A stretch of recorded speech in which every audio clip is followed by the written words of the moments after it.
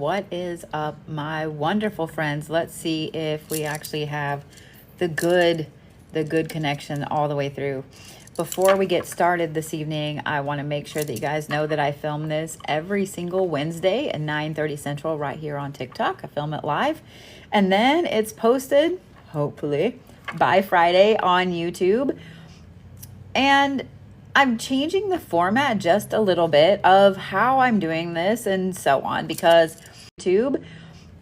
And I'm changing the format just a little bit of how I'm doing this and so on because a lot of you guys have some really crazy, interesting questions. And I'm going to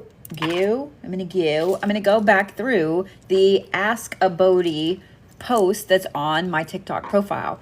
And I'm going to go through a few of the questions here. I can't wait to answer some of these. I was going through them last night and I was like, that is perfect. We're going to start with this one from Jennifer. How close do stones need to be to the bed for dream protection? To be honest, the closer the better, but I would say on a nightstand is good enough. I have some on my nightstand. I have some under the bed. I also have some on, all around my bedroom, all around my house. What you want to consider the stones beside your bed is that they are a grid. Even if you don't have a full-on grid set up on your nightstand or a full-on grid set up next to your bed or whatever, what you're doing in your room for dream protection, for boosting lucid dreams, etc., travel protection, etc., is you need to make a grid. So here are some stones that I'm going to recommend if you guys need some things that you need to put beside your bed. Let's talk about for dream work first, okay? So you guys need some things that you need to put beside your bed. Let's talk about for dream work first, okay? So Dalmatian jasper is a fantastic one because it fights nightmares. Amethyst is a must-have for anybody wanting to do. Dalmatian jasper is a fantastic one because it fights nightmares. Amethyst is a must-have for anybody wanting to do dream work, astral travel, dream walking, any of that stuff, because it is a dream enhancer. Pyrite is the next one. Pyrite is an amplifier. It's crazy, intense, amazing, shiny.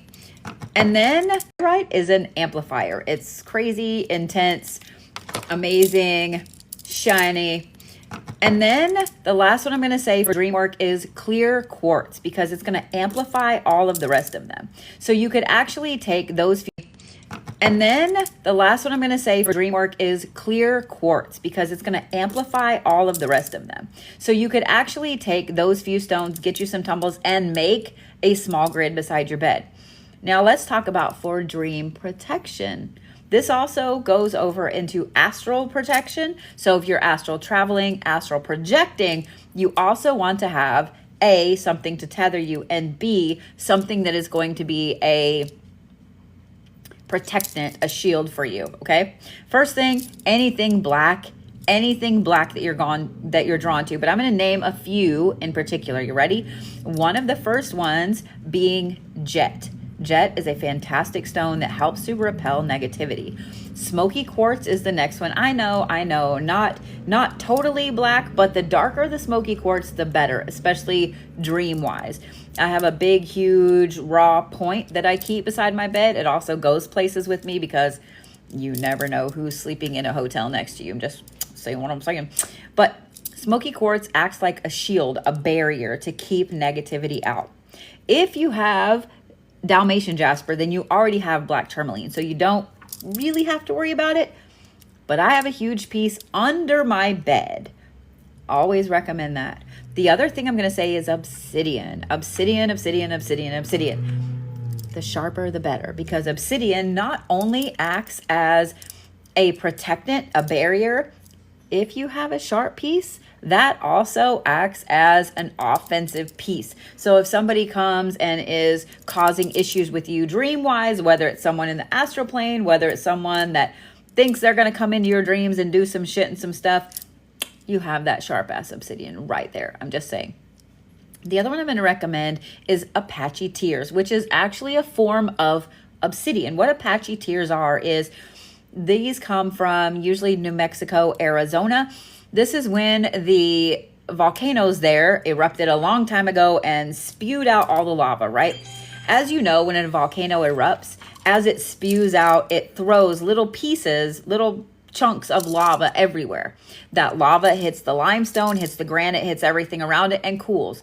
Down in my shop, I actually have a raw one that's still in the matrix. So they're about like this. They literally look like a golf ball or smaller. Apache tears are extremely grounding, so they are an amazing tether to help keep you here. The other thing I'm going to recommend isn't actually black, but it is petrified wood. Petrified wood is wonderful for grounding, will help keep you here. Depending on how far you want to get into dream work, astral travel, etc., we can get into other stones later on, but those are the ones I would recommend first. So I love that was one of the first questions I came across. So thank you so much, Jennifer. All right, you ready? What does it mean? This is from Moira. What does it mean when you dream about being in places that make you feel amazing, but you have not been in reality? I keep wanting to go back. All right, here's what I'm gonna say about that. A lot of times when you're dreaming about a place that make you feel safe, that make you feel happy. Let's talk about if you're dreaming about a house or a building or a structure of some type. This could be one of two different things. This could be your soul's home, where your soul goes to in between carnations, or it could be your mental safe space, okay? So everybody has one of these. When people tell you, oh, go to your happy place, or this is a place you dream about where you just feel safe space, okay? So everybody has one of these. When people tell you, oh, go to your happy place, or this is a place you dream about where you just feel comfortable. It could also be a place that in a previous life you felt very safe in. And when I say a previous life, a lot of times y'all don't realize that past lives can actually be in the future. Just saying, that's a whole other conversation. But if you continue to dream about a place that make you feel amazing, that you're connected in, that you're protected in, I would say that chances are you are traveling in your sleep, especially if you keep going back there. You recognize the place, but you've never been there in this meat sack that you're in. And you keep going back there in different dreams over and over and over.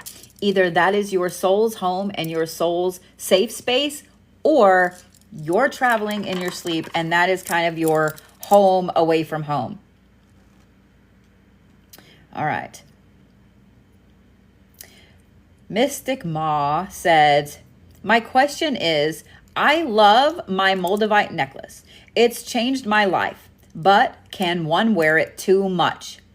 Now, I know that I've already discussed this question a little bit, but I want to discuss it again, and here's why. Because I actually got asked, I got into a conversation like this the other day. Can you wear a tektite too much? Now, for those of you guys that don't know what a tektite is, Moldavite is a tektite.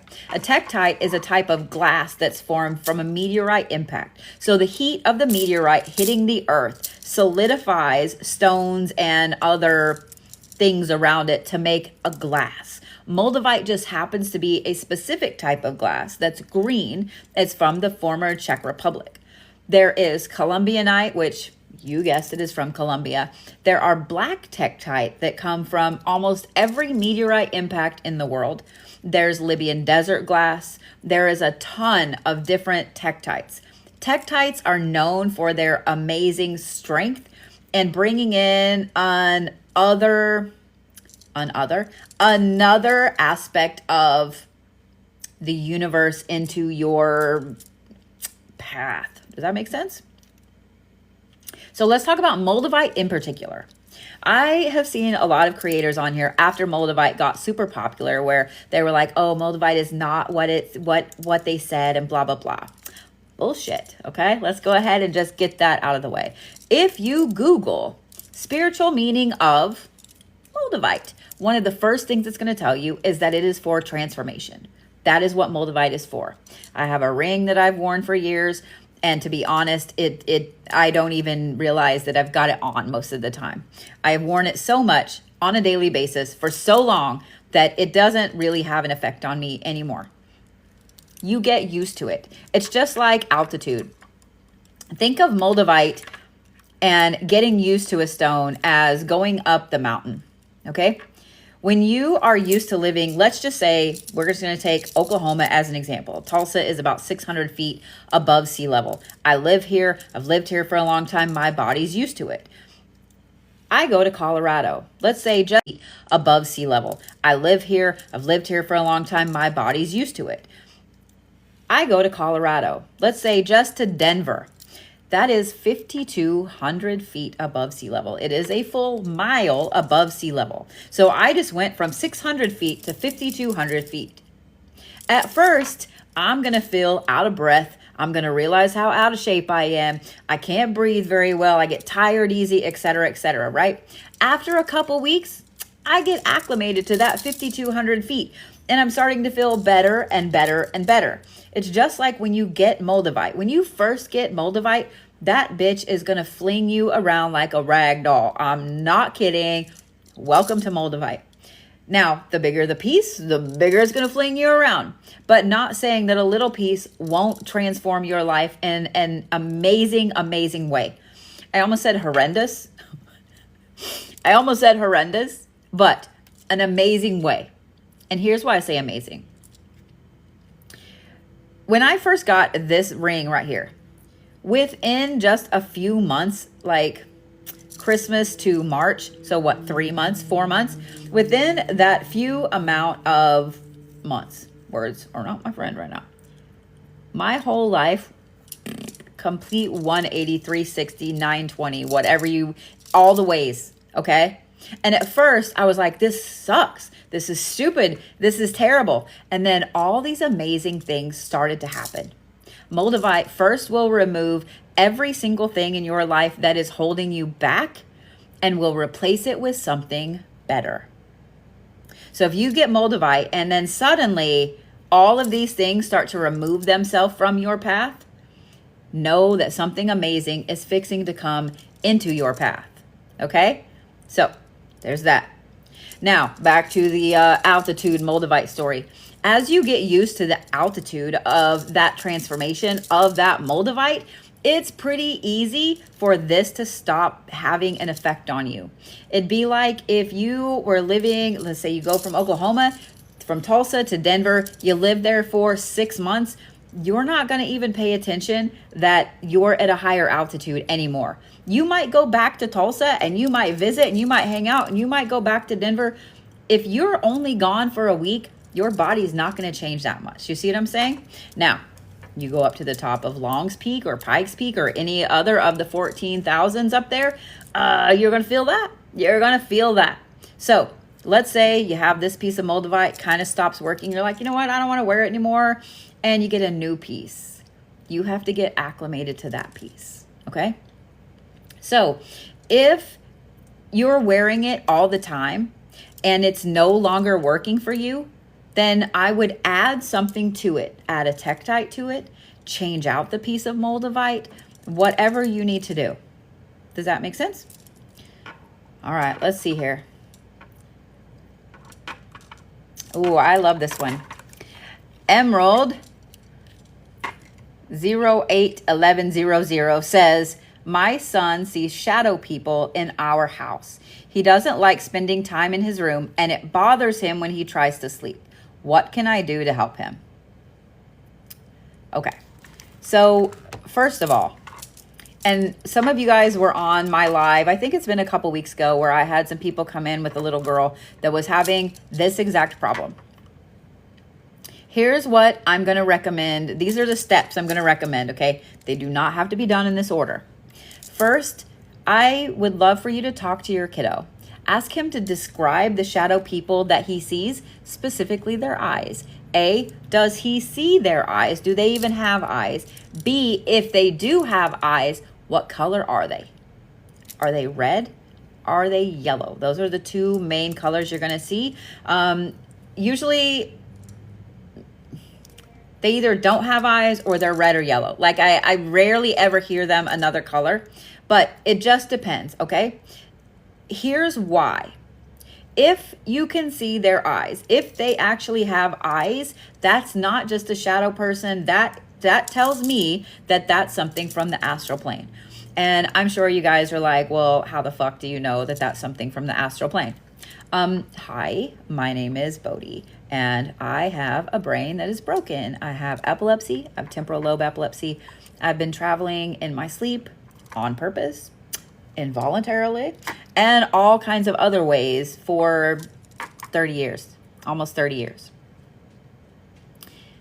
I'm very, very familiar with the things there. I have studied these things extensively. I have studied astral travel, both the spiritual aspect of it and the scientific aspect of it.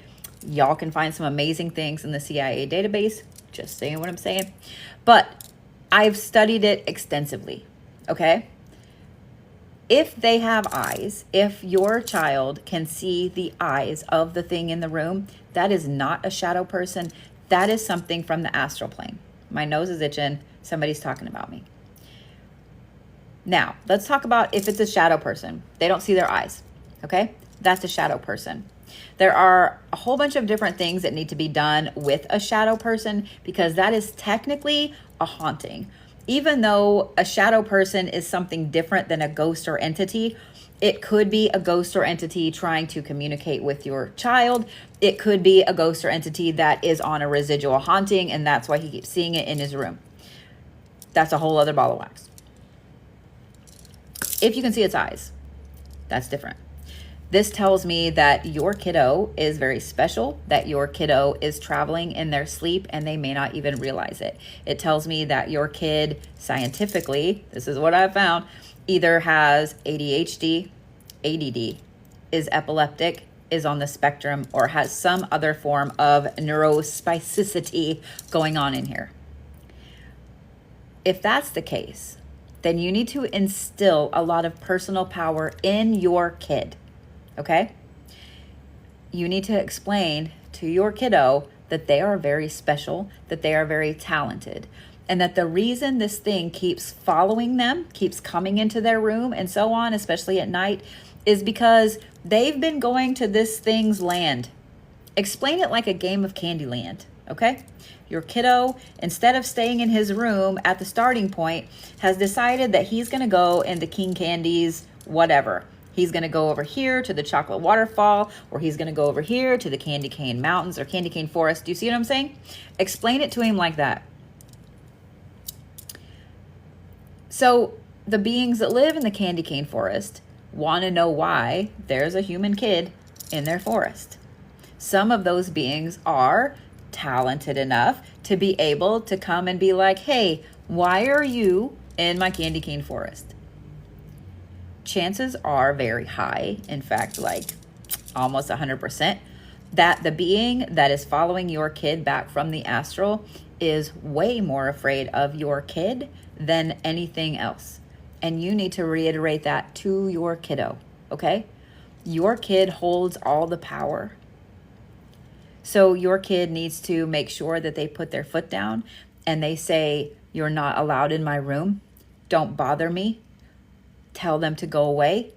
Tell them if they come back, they're going to do something about it. The other thing is you need to put some protection in your kiddo's room, okay? I am always, always, always going to recommend a sharp piece of obsidian, okay? Now you need to explain to your kid not to play with said sharp piece of obsidian or put it up where your kid can't reach it, because if you have never watched obsidian slice through leather, that's your homework after this podcast. That's your homework. If you have never ever watched obsidian slice through leather, it is scary as fuck. It is scary as fuck. So you need to make sure that your kid knows not to fuck with that piece of obsidian. There are plenty of other things that you can do, and if you would like to, I am happy to do some videos on what else to do, walk you through the things you can do, and so on. The other thing is that you want to make sure that your kid feels safe in their room. Cleanse their room. And you can do this in any way that you see fit, that you were taught to, etc. But the main thing you want to do is to ensure that your kid knows, I'm tapping my phone like y'all can really see it, is to make sure that your kid knows they hold the power. They are the strong one in the room. Just because the thing on the other side of the room, the closet, whatever, is bothering them, is scaring them, etc., they can't touch them. They can't. When we travel to the astral plane, to the astral realm, that's a little different. We can touch the things there and they can touch us because that's their realm, okay? Now, it's not like they can just grab us and hold us and so on, but energetically they can touch us. When they come here, they can't physically touch you. I know that a lot of you guys know what sleep paralysis is. The vast majority of the times, unless there is a scientific reason, a medical reason why you have sleep paralysis, and there are some, the vast majority of those sleep paralysis aspects are because, whatever. They're from the bastards in the astral plane coming back here. It's like a fucked up game of Monsters, Inc. Okay? So you know at the beginning of Monsters, Inc. where they scare the kids to get the screams? It's kind of like that, but they feed a lot on fear. They feed a lot on anger. They feed a lot on jealousy. Fear is the main one, especially if you are one of those people that do not like being held down, being confined, if you have claustrophobia. They're going to do anything they can to hold you down. They're not physically touching you. They're not physically holding you down. Energetically, they are. It's just a whole mess of shit. Let's just say that. It's just a whole mess of shit. But they can't physically hurt you. They can't physically touch you. Does that make sense? You hold all the power in here in this waking realm. This is your meat sack is here. Okay? Oh, this is a great one. Penny Groover said, what does it mean when you are watching skits on TikTok and a reading pops up and you can't find it again, like it disappeared? Here's what I'm going to say to that. We all come across things exactly when the universe needs or wants us to come across them. How many times have you been scrolling through TikTok? I personally, my whole For You page is filled with like scare pranks. I hate to be scared. I hate to have a scare prank done, but I like watching them. And fucking cat videos and like just weird shit, okay? I rarely come across other readers. Every now and then, though, I'll come across one. It'll pop up and I'll be like, oh, that's weird. You know, what are they talking about? And I'll listen for just a minute and chances are pretty damn high that I needed to hear that message. I may not ever see that person again on my For You page, ever. But I saw it right then. So if you are scrolling through TikTok and some reading pops up and then you can't find it again, it's because you only need to see it in that moment. You didn't need to be reminded of it over and over and over and over. In other words, the universe, the algorithm, the Google gods, whatever you want to call it, knows that you seeing that message, that reading at the time you saw it was all you needed. It made a difference and it stuck with you. Let's see. I'm looking, there's so many things. All right, here's a good one. And I am not going to be able to pronounce your name, so I'm going to spell it. Kalyna 777. And a whole bunch of cool emojis. Kalyna 777. And a whole bunch of cool emojis. Can you tell what does it mean when animals behave weird in front of you? Recently went to the zoo. Had so much fun. All right.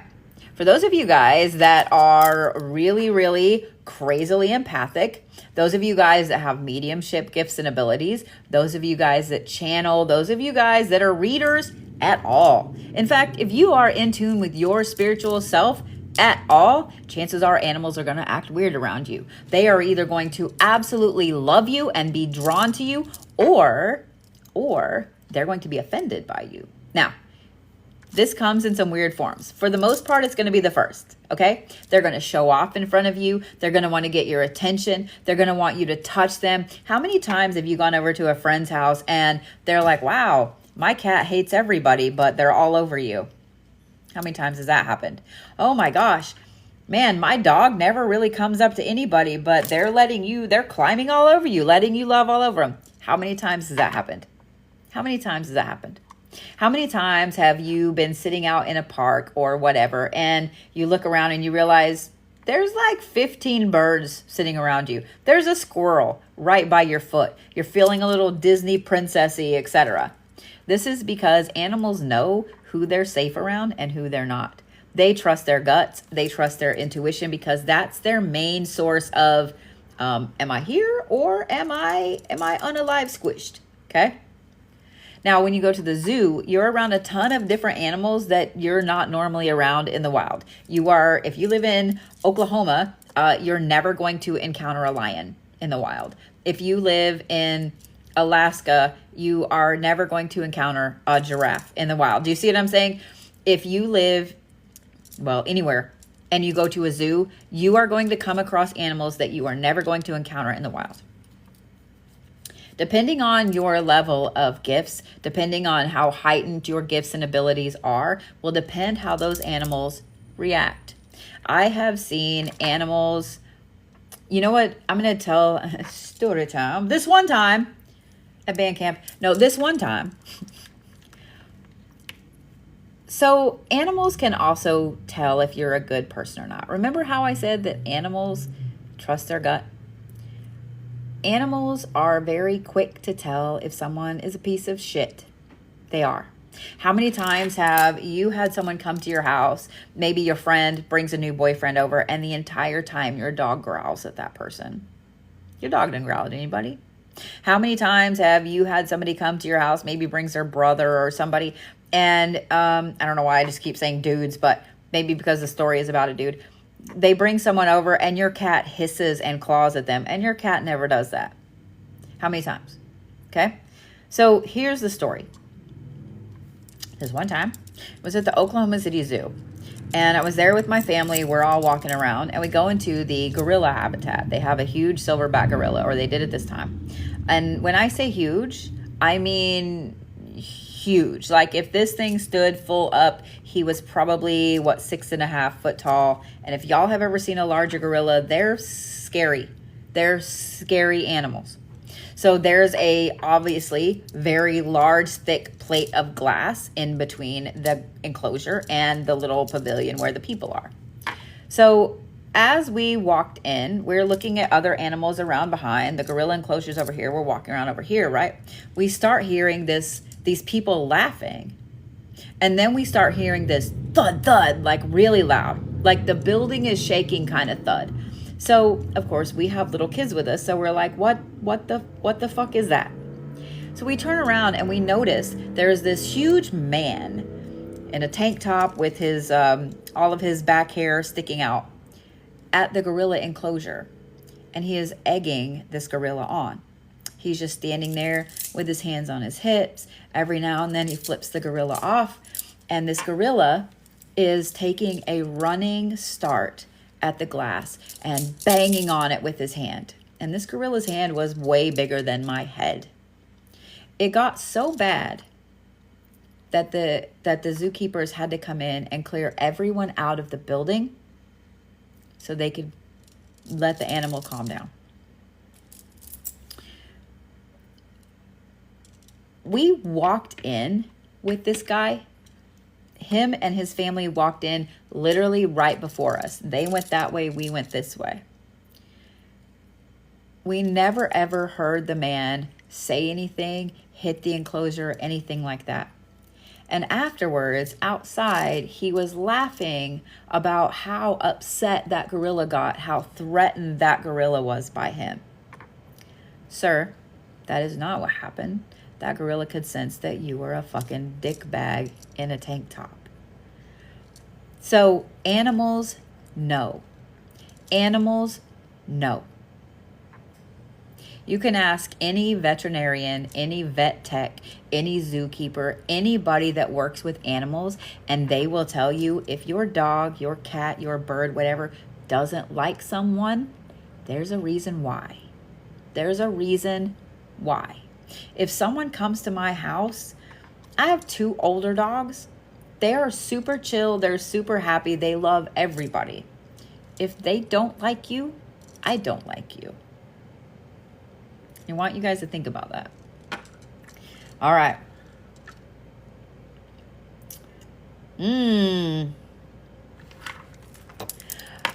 Bobby Henson said, I know this sounds super weird. Look what I do for a living.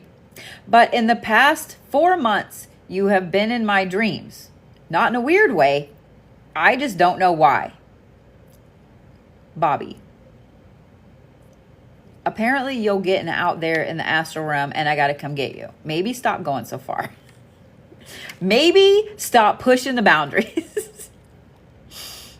Maybe stop pushing the boundaries. I'm just saying. So for those of you guys that don't know, y'all, if you've watched me for any amount of time, you've heard me talk about black horses. And if you put a black horse by your bed and you need help out in the astral, I will help you. I am at the point in my life where very rarely do I actually dream. Very rarely do I sleep. The vast majority of the time, I'm wherever. I'm astral traveling. The beauty of temporal lobe epilepsy is that you involuntarily travel. The sucky thing about astral travel is that you wake up more exhausted than when you went to bed. So in a way it's cool and in a way it's not. But it's something I've been doing for, like I said, I'll be 48 in January, and this started when I was 19. Literally almost 30 years. So I'm going to say you probably were getting out there. If you guys are new to following me and you're like, wait, what's the horse thing? Every single person that travels has a mode of transportation. Mine happens to be a black Pegasus. There's a reason I have one tattooed right there. Mine happens to be a black Pegasus. Everybody has something different. I know people that ride on trains. I know people that ride on penguins. I know people that ride on a stork. I know people that ride regular horses. I know people that ride giraffes. Everyone has a specific mode of travel to the astral. Mine happens to be a black Pegasus. Because I have obsessively studied the astral plane and the astral realm and astral traveling for way, way, way too long. And because I can't really stop myself from going there the vast majority of the time, I decided to put that to good use. And that if you guys just put a black horse beside your bed, and you know what? It can be, oh, I don't have a black pen. I was going to hold a black pen. It can literally be a stick figure drawing. It just needs to be black and it needs to be a horse. You need to know it's a horse, okay? You put that beside your bed. If you need me, I will come help you, okay? I may just pull you out of something and be like, look, bitch, maybe don't go in that cave anymore. Maybe don't go over there anymore. Or apparently I will show up a lot. I guarantee you, if y'all watch the comments, because I'm going to ask a question, okay? I know you guys watching this later on YouTube, you're not going to see the comments, but how many times have I shown up in one of y'all's streams? For those of y'all that can comment down here that are subscribers, how many times have I shown up in y'all's streams? I get told all the time, you were in my dream. You were in my dream. Look, a few, a lot, 5 times, 3 times, at least 3 times, many, a lot. mine, 4 or more. So, see, I'm just saying, it happens. It happens a lot. And if I show up in your dreams and we're just sitting and having tea or we're shopping or something, maybe tell me to go home. Okay, maybe tell me to go home. Maybe tell my ass to go back home. I'm just saying. All right, let's see what else here. Oh, maybe tell my ass to go back home. I'm just saying. All right, let's see what else here. Oh.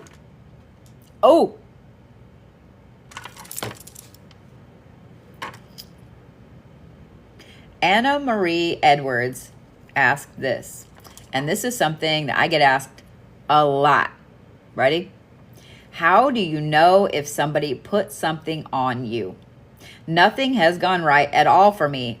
Ready? How do you know if somebody put something on you? Nothing has gone right at all for me. I'm drowning and I don't know why. If somebody has put something on you, you know. You know. If you ask that question, Anna Marie, and you have that feeling that somebody put some shit on you, I would say 100% trust your gut. When TikTok first started, when witch talk first started, this wasn't really a crazy thing, right? Now, however, we have all of these people out there that either have not been practicing very long, have learned some random things here on TikTok, are flat out con artists, or actual practitioners that are just dicks that just want to fling stuff back and forth to everybody. I'm not saying that some of the stuff being flung isn't deserved, okay? Maybe if you're a dick, you probably deserve that jinx or that hex, okay? But the vast majority of stuff is just deserved, okay? Maybe if you're a dick, you probably deserve that jinx or that hex, okay? But the vast majority of stuff is just flinging stuff just to fling stuff, to say you can. And you know what? I have days where I wake up pissed off and I'm like, you know what? Fuck you, fuck you, fuck you, fuck you. But at the same time, I ain't wasting good ingredients on somebody that just has pissed me off. Other people will. If you feel like somebody has put something on you, there is a fantastically easy way to find out. You ready? How many of y'all burn incense? All of you? All of you? If you don't, you can use the little bottoms of the incense, the stick that's left, or you can use 2 matchsticks. You can also use toothpicks. You basically just need 2 sticks about this long. So you take these 2 things, you rub them all over yourself. You're going to feel stupid as shit doing it. I've done it for a decade or more. I still feel stupid doing it. But you rub it all over yourself, okay? You get a bowl of water and you let it set on the counter until it's still, okay? Obviously, you don't want it sloshing around or moving. Just let it sit till it's still. Hold these sticks in your hand after you've rubbed them all over yourself while the water is going still, okay? Take the first stick after the water is still and drop it in like this, flat, down to the water, okay? Here's the water, here's the stick. Drop it flat. If you drop it like this, if you drop it at any kind of angle, it's not going to work. It has to drop flat, okay? Let it come to a rest. It's going to hit the water, and it's going to move around a little bit. Let it come to a rest. After it's come to a rest, then you drop the other one in the same way, and you watch what they do, okay? So let's say these are your 2 sticks, your 2 matches, whatever, that you've put in the water, okay? You're looking at them. You are looking straight down at these 2 matchsticks. Let's say that they've done this, and then they do this, and they're on opposite sides of the bowl. They're not touching at all. You're good. You're good. Would I still probably cleanse? Maybe do a little returney? Yeah. But you're good. Nobody has actively done anything to you. Okay? Now, if they get really close like this, but they don't actually touch, that means somebody is trying to do something to you, but it's not sticking. Again, I recommend a good cleanse and a nice little return to sender, fuck you in your face kind of thing. If they touch, somebody has actively jinxed you. Okay? That means, and this could be anything. This could be your ex's mother telling somebody what a piece of shit you were. To be honest, that's a jinx. Okay? A jinx is something that's little bitty. It's just meant to cause a little bit of strife, a little bit of issues in your life. A hex, if they cross, that's a hex. Somebody has actively hexed you. Okay? A hex is something that can be long-term or short-term. It can be used to hurt you, to harm you. It can be used to cause problems. It can be used to do anything from making you seriously, seriously ill, draining your finances, or causing you to stub your toe every time you walk to the couch. Like something little, you know? If they cross and then one sinks, then somebody has actively tried to curse you. Now, I say tried because you would know if someone actually cursed you. So here's the thing. We're going to have a little chat here. Y'all ready? When it comes to curses, curses are not really something that you can easily find in a book, that you can easily find online. You might see all of these things that say curse for this or curse for that or whatever. A curse takes a long time to prepare. A curse takes a long time to do. And a curse takes a little bit. And when I say a little bit, I mean 6 to 8 months before it sets in on the person.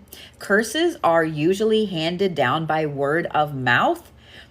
Sometimes they are written down, but they take an intense amount of work. So the vast majority of things that people are saying are curses are actually hexes. Very, very strong hexes. Okay? There are some curses that used to be performed in every single culture that if you have had that cultural practice handed down to you, you learned about this when you were younger and you learned about the ramifications of a curse. Because here's the thing with a curse. With a hex, you can fling it out. Okay? You can fling it out. With a jinx, you can fling it out. There's not really a lot that's going to come back on you with a jinx. With a hex, most people know by this point, fling it out. There's not really a lot that's going to come back on you with a jinx. With a hex, most people know by this point, if you've been on Witch Talk at all, to kind of, protect yourself a little bit before you fling that hex out. With a curse, however, there is always a price to the sender. It doesn't matter if you, let's say in ancient Greece, they would go to one of the oracles, one of the witches, whatever, and they would have a curse put on something. That witch, that person, etc., would give them a list of ingredients, a list of things that they had to have to do this curse. It usually took them a very long time to do this curse. And yes, it does take something personal of that person's to actually do a curse that is a curse that will stick. I know there's going to be people that argue with me, but let me tell y'all a little secret. In another life in this meat sack right here, I studied religious theology extensively as a job. I worked for a Christian publishing company. I worked for a company in Milan that handled a lot of ancient scrolls, ancient books, and so on from all over the Middle East. I also have taken extensive classes on Korean practices, like ancient Korean practices, not current, not really even in the past couple hundred years. The things that I am well versed in are very old, ancient, spiritual, and religious techniques, practices, etc. To the point that I am under NDA on multiple projects because I had that level of job to be able to have access to these things. I do not claim to be an expert in cursing people. I don't claim to be an expert in any religious, one particular thing or whatever, but I do know a lot about just enough to know just enough. Does that make sense? So a curse is something that takes a long time to gather the ingredients, to put together. It has to be done under specific astrological times, moon phases, numeral, like everything comes into a curse because it's not just, you know what, that motherfucker over there pissed me off. He broke up with me and he's not talking to me anymore. I'm going to curse him. You might think that, but what you're doing, baby, is a hex. If you're just flinging something out really, really quickly, you threw all of the bad herbs you got in your kitchen into a simmer pot because you're angry right then, that is not a curse. That is not a curse. Now, a hex can last a person's entire life. A hex can follow their children, their grandchildren, their whole family line. It's not a curse. Okay? A curse is something like this. And this is something I actually have experience with. I had a client come to me several years ago who knew that one of her great grandfathers had been cursed. And I said, well, how do you know? And she said, well, we have a written account of it. Not only did they have a written account of it in a letter from the person that cursed them. This was down in Creole territory outside of New Orleans. And if y'all know anything or just enough about voodoo and Creole practices, that's some serious shit. That's some serious major shit. Everyone on that side of her family passed away in a specific way, almost the same way. There were two things that would cause all the men in the family to pass away. The curse specifically stated that every descendant of this man would pass away in one of two ways, and they were very, very weird things. One happened to be aneurysms. The other was self-inflicted. So as it got to the point where they could all be checked all the time, do I have an aneurysm? Do I have an aneurysm? Do I have an aneurysm? They would be cleared for it, and then it would happen anyway. There were times when everyone would be just fine, and then something would happen and self-inflicted in the weirdest way. When she came to me, she had found me on TikTok, and when she came to me, it was herself, her mother, and her aunt left.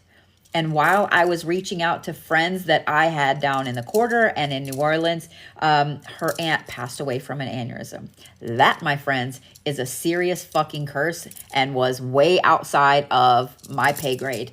So I had to have her speak to somebody else that could help her. That's a curse. That's a curse. Okay? A hex can follow you.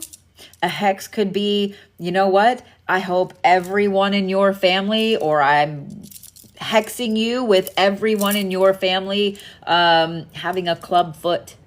That's a fucking hex. If y'all have never seen a club foot, there's your other homework. A hex could be something like, blood clots. A hex could be because, I don't know, a hex can follow you. A hex can follow your descendants, okay? The main difference between a hex and a curse is the seriousness of the ingredients, the seriousness of the layout, and the seriousness of the overall aspect of that working, okay? I'm just saying. If someone has actually gone through all of the levels of cursing you, you know, okay? If someone has hexed you, you know, okay? Sometimes a jinx, you're not really going to know. You're not really going to know. You're like, damn, I've stubbed my toe like 4 times this month. May not really seem like a jinx. Totally could be. Do you see what I'm saying? With a hex, you're going to know. So for her to ask, how do you know if somebody put something on you? First, do that little test that I showed you with the two matchsticks. I know those are pins, but drop one flat, let it settle, drop the other one, and watch what they do. I need to put out another video on that. I haven't in a long time. But that's a very, very easy way.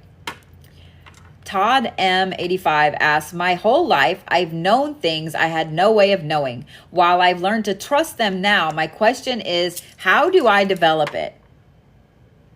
I'm going to recommend a book, Todd. It's called The Psychic Witch by Matt Aaron. So what that is clairvoyance. Okay? Clairvoyance comes in many different forms. A lot of you guys know about prophetic dreams. That is clairvoyant dreams. Okay? Clairvoyance is knowing. Okay? Clairaudience is hearing, etc. Clairvoyance is knowing.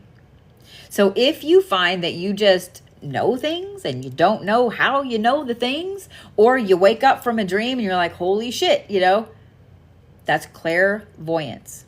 The Psychic Witch by Matt Aaron. It's a black book with a white owl on the front. I highly recommend getting it on Audible, and here's why. This entire book is all about strengthening your clairs. All of them. Oh, yeah. All of them. Okay? The reason I recommend getting it on Audible is A, the narrator they got for it is fantastic.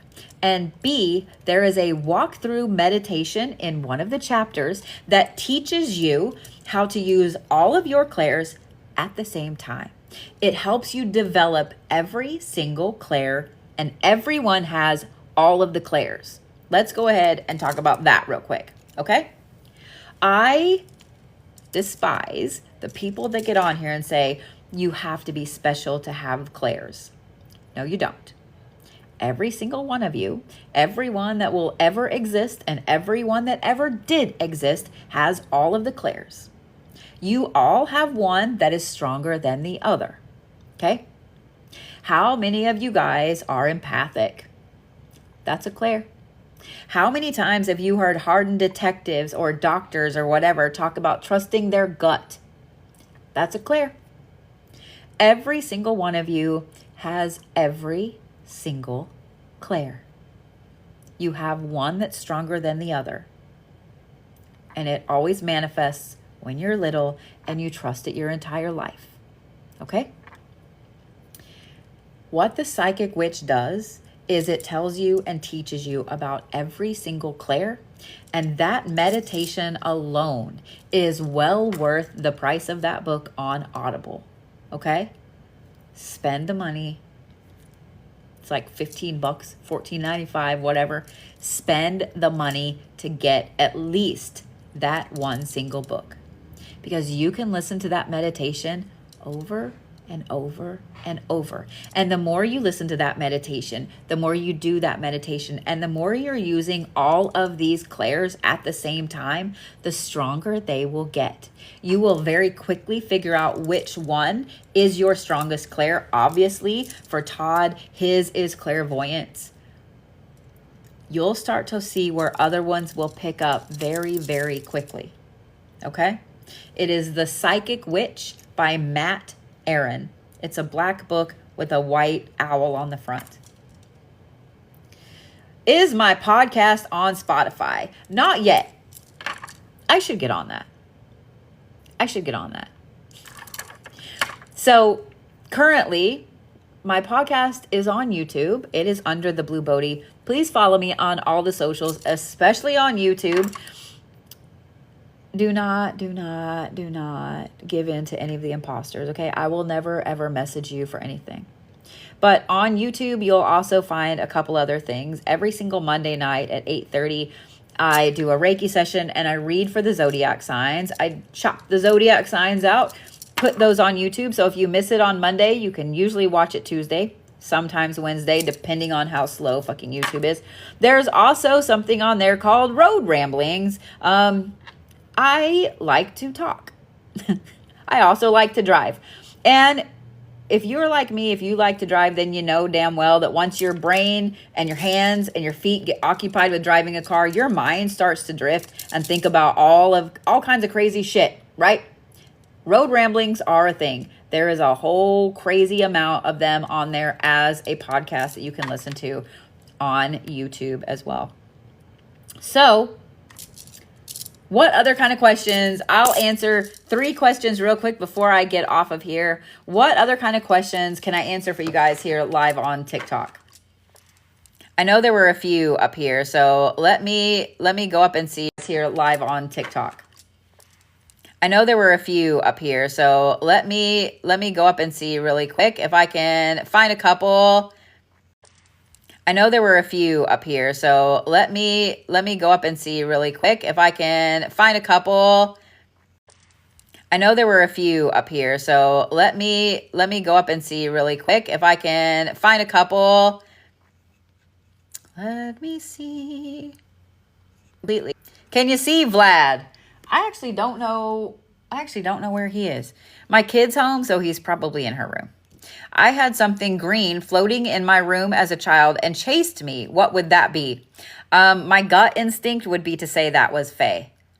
But don't quote me on that, okay? My gut instinct would be to say that is Faye. What are your thoughts on Zodiac cusps? I love that question, Wicked Mistress. Let's talk about that. Here's what I was taught. Woo, somebody is really talking about me. My nose is itching. Here is what I was taught. So let's talk about, let's just say the Cancer Leo cusp, okay? If you're born, let's say here's the cutoff, okay? Cancer, Leo. If you're born right here, you're still technically a Cancer, but you're going to act more like a Leo. Say you were born here. Let me move my pink fingernail. Say you were born here. You're technically a Leo, but you're going to act more like a Cancer. So what I was taught is if you were born within the 2, you're technically a Leo, but you're going to act more like a Cancer. So what I was taught is if you were born within the 2 days leading up to when the Zodiac changed, then you're going to, while you're technically a Cancer, you're going to have, I love that. Dawn Moses said, Psychic Witch is $5.99 on Audible right now. Y'all better go buy it. If you were born in the 2 to 3 days leading up to the change over from Cancer to Leo, you're going to act more like a Leo. If you were born in the 2 or 3 days after it turns Leo season, you're going to act more like a Cancer. That's what I was taught. And that's what I have found to be really, really true. I have several friends that are very, very late January Capricorn. So they're like the 20th, 19th, 20th, 21st. They act so much like Aquarius is not even funny. I've met a couple of people. Okay, here's a good example. My son Brody, he is a Leo Virgo cusp. He was born on the 20th of August. That shit acts so much like a Virgo, it's not even funny. He has so many Virgo traits that you would not realize that he was a Leo. Like, he does act like a Leo. He is always on, but he acts so much like a Virgo. Okay? So, just saying. Yeah, see, Susie said, my husband of January 20th, totally Aquarius. Yep. Y'all will find that. Okay? Sylvie said, how do I know if I astral travel? This is the last question I'm going to answer for this evening, and then I'm going to let y'all get off of here. Here's how you know. If you're astral traveling in your sleep, there are a few telltale signs. The first one is you will not remember squat. It's black. Okay? Even when you dream, even if you don't remember your dreams, you wake up with something. Whether you're thinking of a song, whether you have a color, oh my God, I don't know why I want to wear pink today. You're angry, you're sad. You wake up with something from a dream. With an astral travel, there ain't shit. It's nothing. It's black. There's no song, there's no color, there's no feeling, there's nothing. Okay? The other thing, this is the second telltale sign. When you wake up, you are more exhausted than when you went to bed. You may have slept a full 8 hours, solid 8 hours, didn't wake up at all, didn't even get up to pee in the middle of the night, solid 8 hours, and you are more exhausted than when you went to bed. The third thing, now not all of these are going to happen, okay? The third thing is that you wake up sore. Now this is not just, oh my God, I slept all on my arm weird and my whole arm is numb. That's because you slept weird. What I'm talking about is you wake up feeling like you just ran a fucking marathon or 5 because you probably did. Your feet are sore. Your legs are sore. Those are the main ones. Your feet or your legs are sore. One of the other ones is this. You might wake up, and this one is for those that travel a little too far. You might wake up with grass or dirt in your bed, in your socks, on your feet, or in your clothes. The vast majority of the time, if you wake up with something that you brought back from the astral, it is either on your feet or in your hair. You might wake up with weird little black things in your hair, dirt. You don't know how you got dirt in your hair. You just changed your sheets. No excuse for it. Chances are you're astral traveling. Those are the main 4 ways, but those first 3, the being more exhausted than when you woke up or being sore as fuck, are the main ones. So do you have to have all of them? No. No. You don't have to have all of them. But having any combination of those. It's kind of like deducing a sickness, a doctor deducing a sickness, you know, like, all right, here are all of the symptoms. Do you have 5 of 10? Do you have 9 of 10? Do you see what I'm saying? So, all right, guys, with that, I am going to get off of here. This will be posted on YouTube. Make sure you guys join me next Wednesday. If you would like me to answer your questions next Wednesday, there is a video at the very top of my profile. I will show you which one it is. It is this one right here. Ask a Bodhi Spiritual Q&A.